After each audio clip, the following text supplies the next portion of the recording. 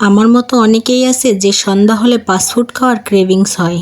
আসসালামু আলাইকুম বন্ধুরা, সন্ধ্যা হলো আর মনে হচ্ছিল কিছু একটা খাই, তাই তো আমরা চলে গিয়েছিলাম নিউ মার্কেটের উদ্দেশ্যে। কারণ নিউ মার্কেটে অনেক ধরনের ফাস্টফুড খাবার পাওয়া যায়। কারণ আমার অনেক ভিডিও আছে, আমি নিউ মার্কেট থেকেই সবসময় খাওয়া দাওয়া করি। কারণ আমার বাসার পাশে নিউ মার্কেট, আর নিউ মার্কেটে অনেক খাবার দাবার পাওয়া যায় সন্ধ্যা হলে। ফার্স্টেই আমরা চলে আসলাম একটা মোমোর দোকানে, কারণ মোমোটা আমার খুব ফেভারিট খাবার। আমি নিউ মার্কেট আসলেই ট্রাই করি মোমোটা খাওয়ার জন্য, তাই তো অর্ডার করে দিয়েছিলাম মোমো। আর মোমোটা খুব তাড়াতাড়ি পেয়ে গেছিলাম, খুবই অল্প সময়ের মধ্যে আমাদের রেডি করে দিয়েছিল। আর এই দোকানের মোমোটা কিন্তু অনেক মজা, তাই তো প্রায় এই দোকানে আসি মোমোটা খাওয়ার জন্য। মোমোটা মাত্রই আমাদের বানিয়ে দিয়েছিল, এর জন্য খুবই গরম ছিল, একদম খেতে পারতেছিলাম না। আর মোমো খাওয়ার সময় আমার ছেলে একটা সসেসও খাওয়ার জন্য বায়না ধরলো, এদিকে আমি মোমোগুলো খাচ্ছিলাম। আসলে অসাধারণ ছিল মোমো। আর মোমো খেয়ে কিন্তু আমাদের ঝাল লেগে গেছিল, আমার না বাট আমার ছেলের ঝাল লেগেছিল। তাই তো চলে আসলাম আইসক্রিমের দোকানে। আর এখানে কিন্তু 4-5 রকমের ফ্লেভারের আইসক্রিম পাওয়া যায়। আমি 2 রকম ফ্লেভারের একটা আইসক্রিম নিয়েছিলাম। এর ভিতরে আমার ছেলে বায়না করলো জুস দেখে জুস খাবে, তাই তো একটা জুসও অর্ডার করে দিল।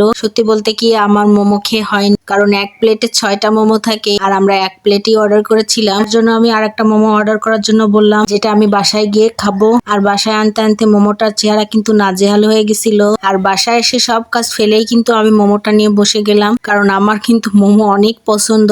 আর মোমো খেয়ে যেহেতু আমার হয়নি, তার জন্য আমি আবার খেতে বসে গেলাম।